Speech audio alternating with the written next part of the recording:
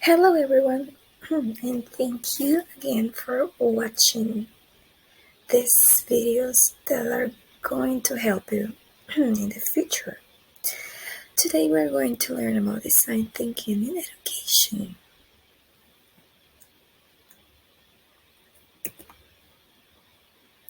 Okay, what is design thinking? Design thinking it's a method commonly used by designers in order to solve problems.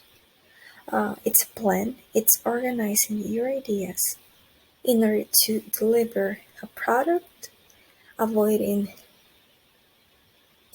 um, bad results and avoiding any kind of bad thing that may happen in the process of designing it. This is a new way of organizing work that is going to lead to extraordinary improvements.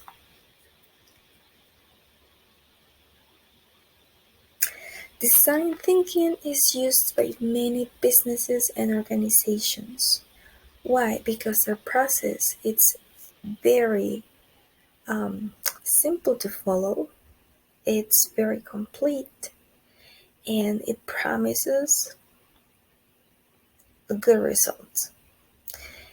It's collaborative work, but at the same time, it allows every person involved to work or present their product individually.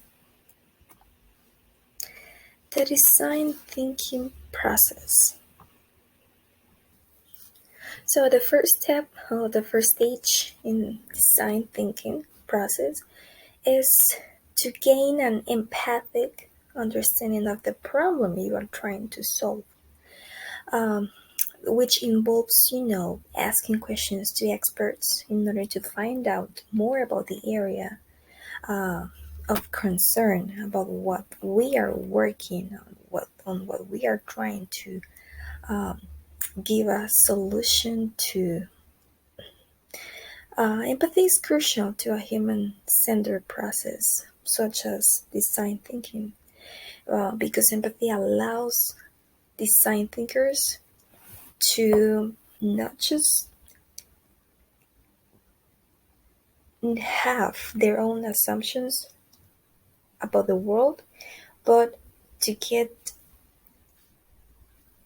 an idea or like a better idea of what people really needs, about people's desires, people's needs, in order to deliver a product that is going to respond to those desires and needs. The second stage, uh, the second part or step on the design thinking process is defining a point of view. At this stage, you gather all the information you got when you were empathizing in order to define what the real problem is, what the real need is. Um, this allow when you define the problem, when you have established really the situation, it's going to be so much easier to start the process uh, to get ideas, which is the next step on how to find a solution and how to ideate something that it's going to respond to these needs.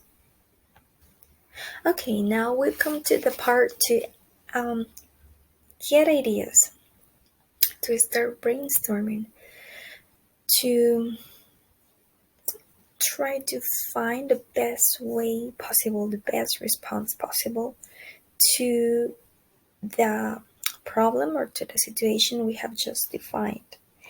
During this stage of design thinking, of the design thinking process, you have already grown to understand your users, in this case your students and their needs, in the empathize stage, and you've already analyzed your observations in the define stage.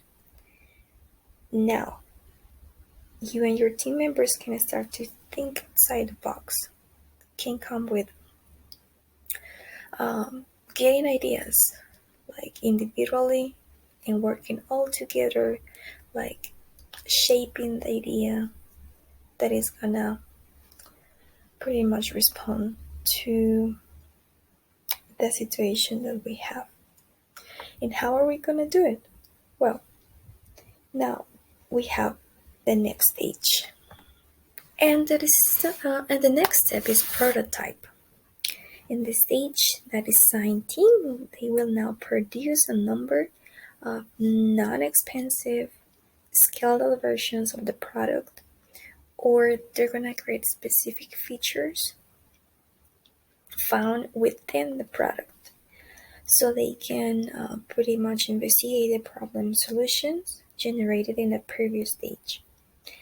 These prototypes are usually shared and tested within the team itself or in other departments if we're talking about a company, or on a small group of people outside the design team. This is like the experimental phase. And here is where we identify the best possible solution for each of the problems that we already identified during the first three stages. It's like the trial part. The solutions are implemented within the prototype, and one by one, they are investigated, and here is where they are either accepted, improved, or re examined, or even rejected because we know that things can, work in that way. Something is not useful, but we don't know it until we apply it in real life, and which is good because this is just the trial part. It's not the real part, and it's gonna avoid a lot of situations. It's gonna save us time at the end, which it's gonna be really, good. Okay, now we have the final part of the design thinking process, and this is a test part. You test your prototypes and you reimagine, which means even that you have the final product, it doesn't mean that, okay, this is what it is and that's it, and we're done. No. Even in this part, you can like re-examine, like according to the audience response to the product, because this is where we really face with reality. We can redesign, reimagine our product.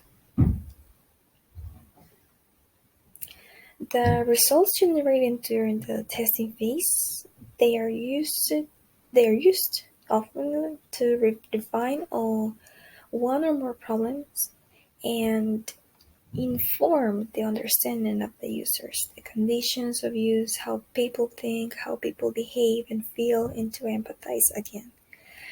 Which is good about this process is that it doesn't have to be linear. It doesn't have to be followed in the same order.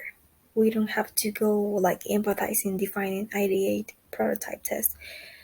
We can encounter a part where we are testing and suddenly we are starting to empathize again, or maybe we are performing the test or the prototype, and more ideas come to our mind, so we can pretty much modify or adjust the process, all the stages according to what is gonna give us the best result. Okay, now the question might be, uh, but how do I apply design thinking with my students? How do I follow this process? How do I do it? Well, there are thousands and thousands and a lot of activities, workbooks, guidelines already designed and available online in order for you to implement the design thinking process in the classroom.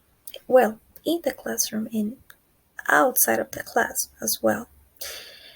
In this case, I'd like to refer you to a PDF document which I found really useful. This is from Harvard University. They suggest to start with the process with the IDEO, Design Thinking for Educators.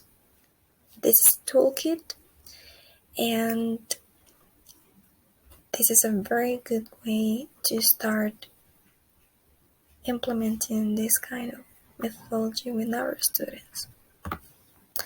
And here on this toolkit, you can find different ideas. You can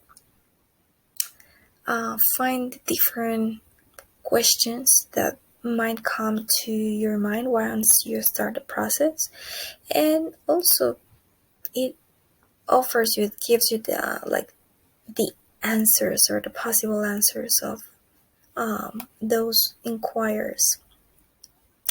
Also, I will refer to you to this Teachers Design for Education website, where they show different a lot of information, very useful information on once you start a design thinking process. You can start getting familiarized with this topic, and you can make your learning procedures, your learning techniques more engaging and with better results. Well, that's all for today, and thank you for watching.